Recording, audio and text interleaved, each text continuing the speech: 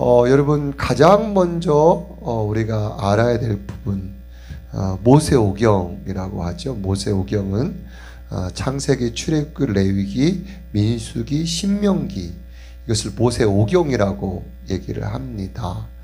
그래서 모세오경 우리가 배우고 나면 그 다음에 그 뒤에 부분을 그림을 그려서 우리가 함께 나누도록 하겠습니다. 자, 그러면 이제 52주에 걸쳐서 우리가 한 50번 정도를 들을 때 성경 한 10번 이상을 읽는 그 유익이 있습니다. 그러면 여러분 성경 통독에 대한 유익이 뭐가 있을까? 성경 통독.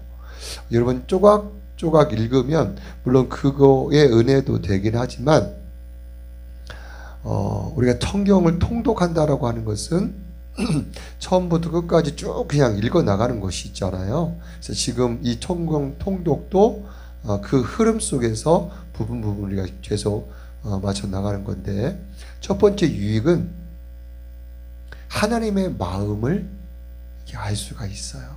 물론 부분 조금에서 알 수도 있지만 이 전체부터 처음부터 끝까지 이어지는 하나님의 그 마음들을 알 수 있다. 또 두 번째로는요, 성경의 큰 그림, 숲을 보고 그다음에 나무를 볼 수가 있어요. 우리가 산에 들어가면 나무가 먼저 보이잖아요. 들어가자마자. 그러면 이 전체 그림이 어떻게 그려진지 모르고 이 길로 갔다가 저 길로 갔다가 이렇게 왔다 갔다 하면서 최종 목적지까지 가는 데는 시간이 많이 걸립니다. 그런데 전체 숲을 보고 길이 이렇게 나에 있구나, 그것을 명확히 알고 이제 나무로 들어가서 가면 길을 알기 때문에 그 길을 빨리 목적지까지 갈 수가 있다라는 사실이지요. 먼저 말씀을 드리면 전체 그림을 크게 한번 말씀을 드리면 두 개의 그림으로 말씀드릴 수가 있습니다. 먼저는 구약은요, 제사장 나라를 만들고 또 제사장 나라가 세워지고 제사장 나라가 이제 마무리되어지는, 구약은 제사장 나라입니다. 그리고 신약은요, 하나님의 나라예요. 구약이 훨씬 더 양이 많지만, 신약보다 훨씬 더 많지만 궁극적으로 이 제사장 나라는 이 하나님의 나라에 이제 그 그릇에 담겨지게 돼요. 왜? 하나님 나라의 중심 되시는 분이 바로 예수님이시잖아요. 모든 율법의 완성이 되시는 분 예수님.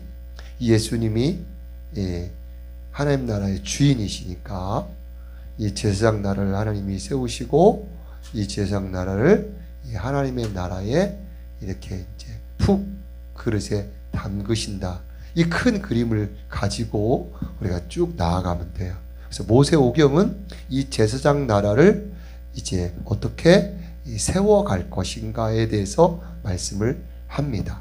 그리고 모세오경 뒤에는 율법으로 시작해서 이제 하나님 제사장 나라가 세워지고 이 제사장과 제사를 통해서 이 제사장 나라가 완성되어서 갑니다.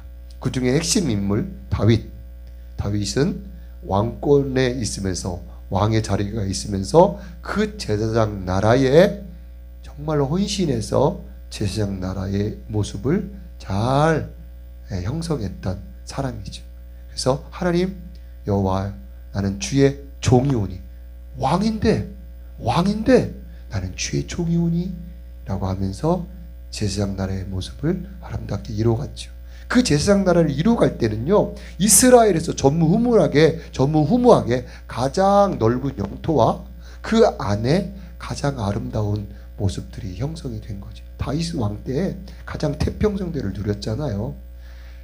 이 땅에서 제사장 나라를 세워갈 때 가장 아름다운 나라가 됩니다.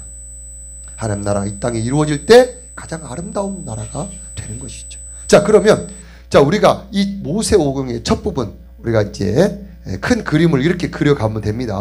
자, 그러면 창세기에 있어서 우리가 오늘 배우는 부분은 1장부터 11장까지 배워나가는데 1장부터 11장은요 원시 역사라고 얘기할 수 있습니다. 그러면 이 원시 역사라고 하는 이름 붙인 이유는 뭐냐면 시간 이전의 때입니다. 그러니까 그 시간이 정확히 언제인지 잘 알기가 어려워요. 그리고 장소와 공간이 어디를 말하는지 에덴 동산이 저쪽 갈대아 우르, 저쪽 티그리스 강과 유프라테스 강이 시작되는 그 주변이라고 얘기를 하지만 아직도 정확하게 그 에덴 동산의 위치가 어딘지 아직 명확하게 알기가 어렵습니다. 그래서 일단 어디에 있지 않았을까라고 추정을 하지만 그 에덴 동산과 또 그 이후에 또 아담과 하와 그리고 또 그 이후에 바벨 인간이 하나님께 범죄를 하고 또 타락이 오면서 또 노아의 홍수와 그리고 바벨탑 사건까지 이런 것들은요 시간으로 좀 따지기가 어려워서 원역사라고 부를 수가 있습니다. 자, 그러면 세부적으로 들어가겠습니다. 천지창조, 우리 창세기 1장을 보면 하나님께서 천지를 창조하시죠. 며칠 동안 창조하셔요? 6일 동안. 네, 맞습니다. 첫 번째 날은 빛이 있으라. 빛. 둘째 날, 셋째 날은 어떻게 해요? 궁창과 땅, 바다를 만들어 놓으셔요.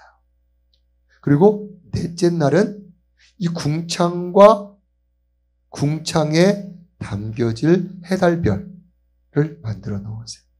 그리고 다섯째 날, 여섯째 날은 그 궁창과 땅과 바다에 들어갈 모든 생명체, 새와 물고기와 동물과 사람을 6일 동안 만들어 놓으십니다.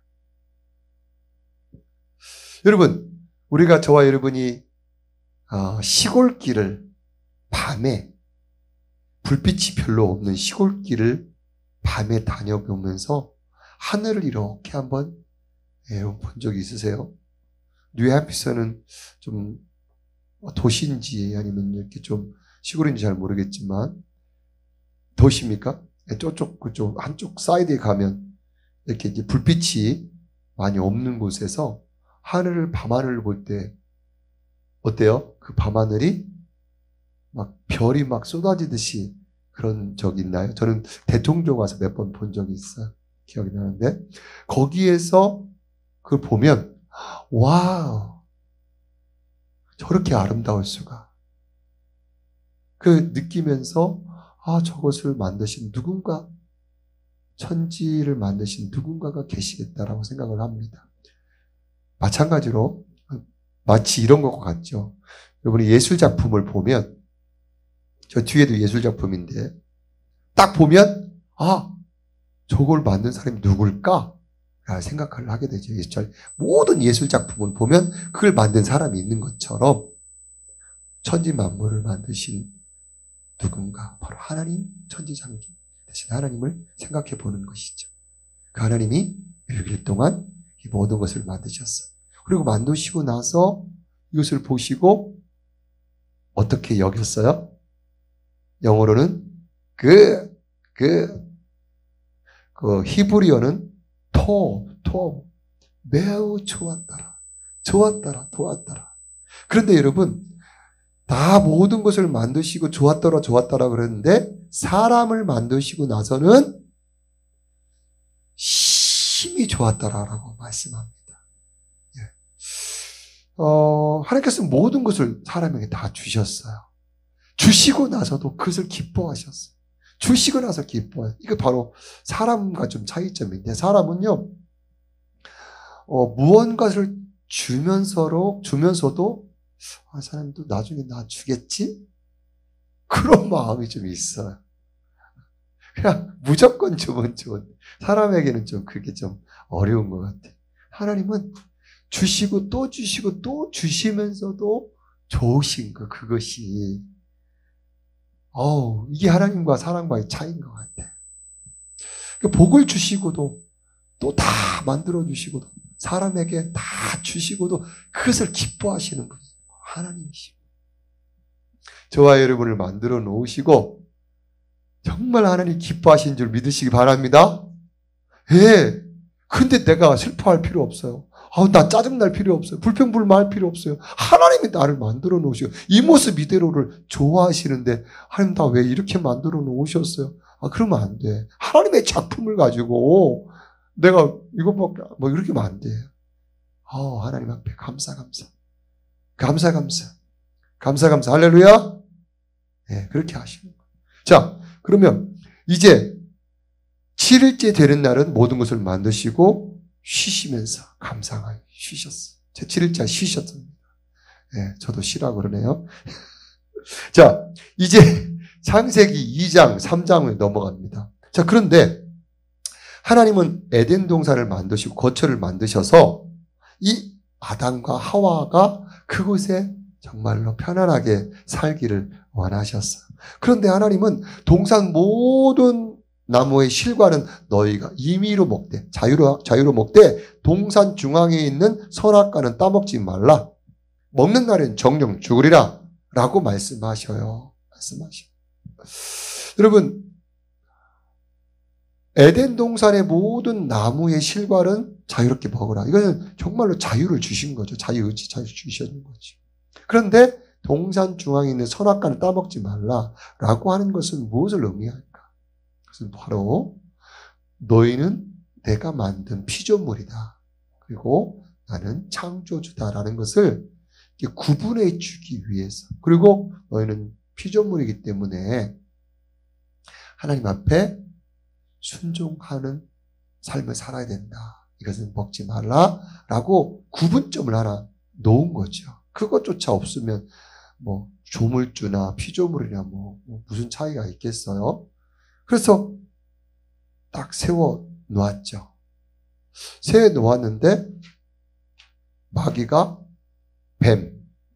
뱀이 찾아와서 유혹을 합니다. 그러니까 조그만 것에 넘어가요. 하와가 넘어가고 아담이 넘어갑니다. 하나님께서 실망을 하시죠. 제가 들어오게 됩니다. 제가 들어온 이후에 어떤 역사가 일어나요? 죄에 대한 대가, 벌을 받죠. 정령 죽으리라. 여러분, 선악과를 따먹었을 때에 아담과 하와에게 나타난 증상이 있어요. 증상이 뭘까? 그것은 하나님과의 관계가 멀어진 것. 두 번째는 수치와 두려움이 생긴 거예요. 그전에 수치가 없었어요. 두려움이 없었어요. 선악을 알고 나서 눈이 밝아지면서 선악을 구분하면서 수치와 두려움이 생긴 거예요. 하나님께서 아담아 하와야 라고 말씀하실 때 두려워했어요. 여러분, 하나님을 두려워해요. 그전엔 두렵지 않았어요. 하나님이 아담아 네, 하와야 네, 그랬어요. 죄가 들어오고 나서 하나님이 두려운 거예요. 아담아 네, 두려움, 수치와 두려움.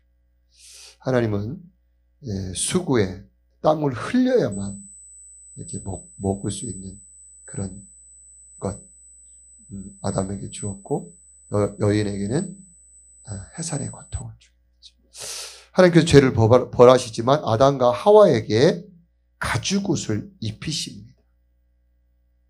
가죽옷을 입히시고 그리고 이제 밖으로 쫓아내실 때 가죽을 입히십니다. 무엇을 말씀하시냐면 가죽옷을 입히려면 누가 죽어야 돼요? 동물이 죽어야 돼요. 그러니까 사람을 사랑하시기에 동물을 죽여서라도 사람을 보호하려고 한 하나님의 용서의 노력이신 거예요.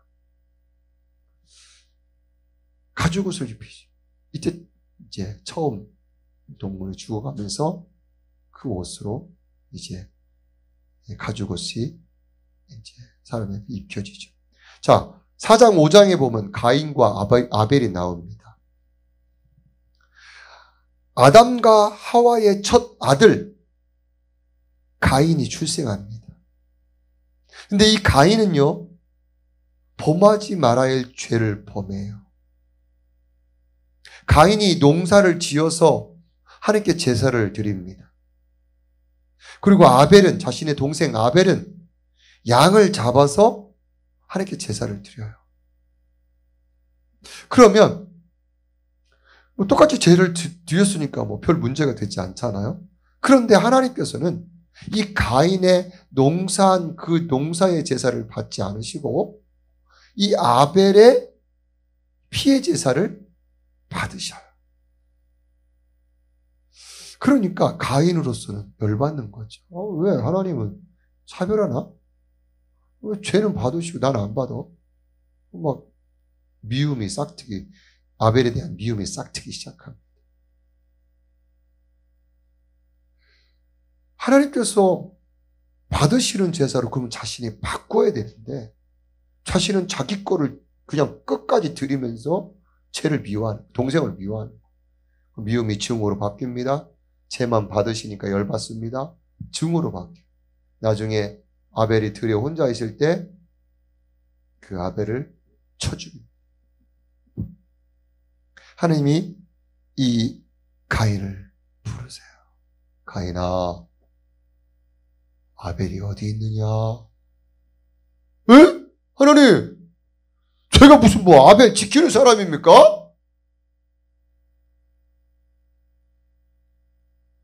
땅에서 아벨의 피가 부러진다 얘기하시면서 너는 죄를 다스릴지니라. 죄가 너 앞에 있으면 죄를 다스려야 되지 않겠느냐 말씀하시죠. 그에게 큰 벌을 내리지만 그가 땅이 너에게 응답하지 않을 것이다. 그러니까 아무리 수고해도 열매를 맺지 못한다는 그 벌을 내리시니까 그가 너무 견디지. 이제 먹고 살 게 없으니까 죽음밖에 없잖아. 그러니까 그가 하나님께 부르짖으니까 하나님이 이제 그에 대해서 이제 다른 사람이 또 죽을 것에 대해서 면죄부를 좀 허락해 주죠. 이 가인을 죽이는 자에게 7배의 벌을 더할 것이다. 얘기를 해주시고 이제 가십니다. 그리고 나서 하나님은 아담과 하와에게 셋을 선물로 주십니다. 그래서 의인의 계보를 이어가게 하십니다. 하나님께서는 이 셋을 통해서 하나님의 구원 역사를 이뤄가기 시작하는 것입니다. 자, 이제 창세기 6장부터 9장에 넘어가면 노아의 홍수가 나옵니다. 노아의 홍수. 아담과 가인의 이 죄로 인해서 그 후손들은 계속 이어지긴 하지만 후손이 이어지면 이어질수록 죄는 더 심각해지고 이 죄 판이 벌어져. 하나님이 보시기에 사람들의 모든 생각과 모든 행동이 다 악한 것을 보십니다. 하나님이 이렇게 한번 둘러봤는데 모든 사람들의 생각, 마음들이 다 악해져 버린 것입니다. 하나님의 마음이 한탄스러워.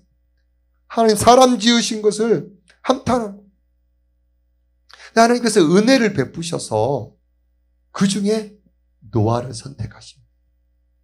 그리고 노아로 하여금 방주를 지켜야 했어요. 그리고 1, 2년도 아니고 수십 년 이 노아는 그 하나님 말씀에 순종합니다. 주변 사람들로부터 미쳤다는 얘기도 들을 정도로 수십 년. 그리고 방주를 산꼭대기에다가 방주를 배를 지어요. 하나님 말씀이 그러니까 손가락질 하죠. 이렇게 무슨 비가 뭐야? 비가 온다고? 야, 그리고 배를 지으려면 저 해변에 지어야지 산꼭대기에 지어? 돌았고만 돌았어. 근데 노아는 끝까지 그 말씀에 순종해서 준행하였더라. 준행하였더라. 이런 말씀 붙잡고 사는 사람이 결국 구원받아요. 노아가 그랬지. 하나님께서 때가 되니까 비를 내리기 시작합니다. 40주 40야 40일 밤낮으로 비를 내리십니다. 그러면서 이제 노아가 방주를 만들어 놓고 문이 닫히면서 비가 내리기 시작을 한 거죠. 노아로서는 너무나 자기가 자기 가족과 함께 살아난 것, 8식구가 살아난 것에 대해서 안도감이 있습니다. 그러나 동시에 여러분 살려고 여러분 산 밑자락에서 물이 차오를 때에 사람들이 산꼭대로 올라오지 않았겠습니까? 그러면 물이 더 산꼭대기까지 물이 찰 때에 그 방주를 얼마나 두드리고 손으로 막 긁고 살려달라고 방주의 문을 열어달라고 하지 않았겠습니까? 그러면서 쓸려 내려가는 거죠. 피가 계속 내립니다. 여러분 이 빗방울, 이 홍수의 빗방울은요, 하나님의 눈물로 여러분 여기시면 됩니다. 하나님이 그 사람을 만들어 놓으시고 그 마음이 어떻겠어요? 40주 40야의 그 빗방울은, 그 홍수나게 하는 빗방울은 바로 하나님의 눈물이었다는 사실이에요. 하나님. 이제 40주 40야를 그치고 이제 묻이 드러나게, 땅이 드러나게 하시고 하나님은 노아를 부르십니다. 그러면서 무지개로 보여주시면서 내가 다시는 물로 이 땅을 심판하지 않겠노라. 이 땅 전체를 심판하지 않겠노라. 라고 말씀을 하십니다. 그리고 아담에게 주신 그 약속을 다시 이 노아에게 주십니다. 생육하고 번성하라. 그래서 창세기 9장 1절 이렇게 보면 노아의 족보가 쭉 나오는데, 노아의 그 족보에서 사람들이 나오는데 바로 하나님의 말씀대로 노아의 후손들이 이제 그렇게 많이 많아진 것을 보여주고 있는 것입니다.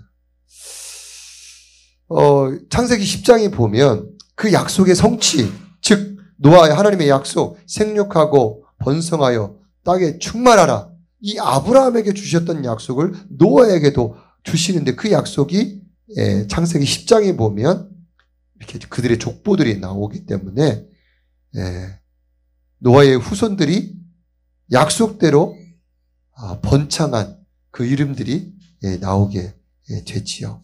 족보. 이 족보를 보면 무엇을 알 수 있냐면 하나님의 약속이 어떻게 됐다? 성취됐다라는 것을 보여주고 있는 것입니다. 자, 이제 마지막 창세기 11장에 보면 이제 여러분 그 방주의 크기를 보시면 길이가 135m 정도 된다고 그래요. 축구장보다 좀 더 넓은. 그 다음에 폭이 22.5m, 높이가 13.5m 정도 됐다고 그래요. 그래서 학자들은 약 43,000톤 정도 되지 않았을까 추정을 하고 있습니다. 이 방주가 멈춘 위치는 아라랏산 정상이라고 말씀하고, 정상이라고 얘기를 합니다. 자, 이 이후에 이제 사람들이 이제 많아집니다. 바벨탑 사건 창세기 11장에 가보면 하나님의 뜻은 이제 사람들이 많아지고 퍼지기 시작해서 이제 하나님의 뜻은 가라는 겁니다. 그러니까 넓게 퍼져서 내 하나님의 이름을 나타내고 그러라는 거예요. 그런데 이때 사람들이 하나님의 뜻과는 반대로 높은 성읍과 탑을 쌓게 됩니다. 이게 바벨탑이에요, 그게. 근데 바벨이라는 소리는 뭐냐면, 바벨은 헛소리. 바벨, 헛소리 한다. 그런 뜻이에요, 바벨이. 그래서 바벨의 뜻은 헛소리인데 세 가지 헛소리예요. 뭐냐면, 첫 번째는 우리가 하늘까지 높이 이 탑을 쌓아 올리자. 첫 번째. 의미가 있어요. 하늘 높이까지 쌓아 올리자. 두 번째, 그래서 우리의 이름을 내자. 우리 이름을 드러내자. 세 번째, 그래서 우리가 흩어짐을 면하자라고 하는 것입니다. 이 바벨템의 의미가 그런 거죠. 그런데 이 의미는 하나님의 그 말씀과 뜻과 상충되는 거예요. 하나님은 더 멀리 더 널리 퍼져서 하나님의 이름을 드러내라고 그렇게 가라라고 말씀해 주셨는데 이들은 우리가 높은 탑을 쌓아 올리고 우리 힘을 내고 그다음에 흩어짐을 면하자. 뜻과 반대되는 거예요. 하나님께서 강제로 얻으십니다. 그때 한 언어였던 그 언어가 수백 가지 언어로 이제 나뉘어지게 된 거죠. 서로 말이 통하지 않게 된 것입니다. 그러나 여러분, 하나의 언어로 통하는 게 있어요. 뭘까요? 영어 말고 성경. 성경 하나로 모든 사람의 언어가 통합니다. 한국어, 중국어, 일본어, 언어는 달라도 성경의 뜻과 내용은 다 똑같아요. God is love. 하나님은 사랑이십니다. 일본어는 뭐예요? 우리 전우리 선생님이 써야 되는데. 자, 이제 11장 마지막 후반절 보면요. 큰 아들 셈, 이제 큰 아들 셈의 족보로 하나님의 구원 계획을 이제 흘러가게 합니다. 여러분, 아담의 세 아들의 이름이 누군지 혹시 기억나시나요? 셈, 함, 야벳. 근데 이 셋 중에서 이 셈과 야벳은 하나님의 아버지의 축복을 받고 함은 아버지의 이렇게 저주를 받아요. 여러분, 아버지의 저주를 받았던 함이 왜 아버지의 저주를 받았을까요? 똑같은 아들인데. 이 노아의 사건을 경험하고 나서 어느 날 포도주를 마시고 이제 발가벗고 잠을 자요. 한번 생각해 보세요. 의인이었던 노아가 왜 그때는 다 끝났고 포도주를 마시고 그렇게 발가벗고 잤을까? 추정을 해보면 이해가 돼요. 생각해 보세요. 모든 인류가 다 죽었어. 자기 가족만 살아남았어. 하나님의 뜻을 따랐긴 했지만 그러면서 산자락 밑에서 올라오는 사람을 자기 눈으로 봤지 않았겠어요? 그러나 하나님께서 문을 닫게 하셨어.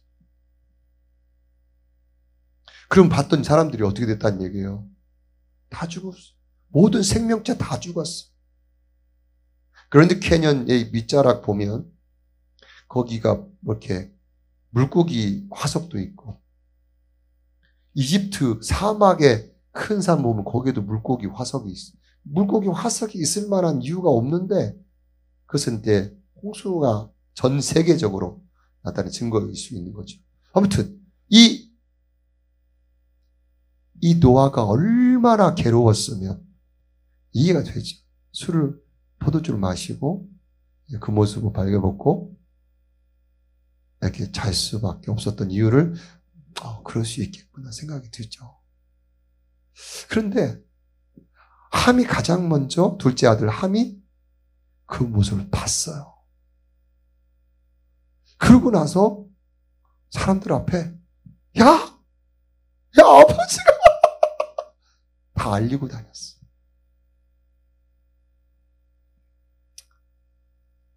알리지 말아야지 그런 거. 자신의 아버지잖아.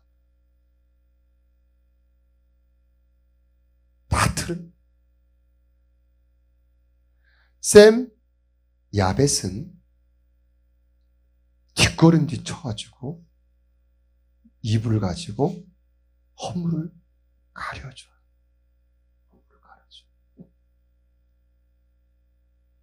결국 셈과 야벳은 축복받게 됩니다. 그리고 함은 막내 아들 야벳의 종이 됩니다. 에프칸이 함의 후손으로 이렇게 얘기가 되고 있습니다. 이것은 이제 노아가 나중에 알게 된 거죠. 그래서 얼마나 우리가 이런 부분에 있어서 조심해야 하는지를 이렇게 말해주고 있는 것이죠. 자, 우리가 말씀을 정리하면서 말씀대로 살아간다는 의미는 뭘까? 말씀대로 살아간다는 의미. 노아도 말씀대로 살아갔고, 또 이 셈, 야벳도 말씀대로, 노아도 말씀대로 살아갔고 이렇게 살아갔는데, 말씀대로 살아간다는 의미는 첫 번째, 내가 하나님과 함께 동행하며 살아간다는 의미가 있어요. 말씀대로 살아간다는 의미. 두 번째, 말씀대로 살아간다는 의미는 뭘까? 그래서 하나님의 구원 계획에 내가 합류한다는 의미예요. 하나님 말씀은 결국 구원이에요. 구원. 노아가 하나님 말씀을 듣지 않았으면 한번 새롭게 뭐 하시겠지. 노아는 끝까지 그 말씀을 순종했어. 누가 누가 산에 무슨 배를 만들어. 그리고 하루 이틀도 아니고 수십 년 만들어. 참 어리석네. 욕해도 하나님 말씀이 그러니까 말씀 따라가요. 그리고 구원 받는 거야.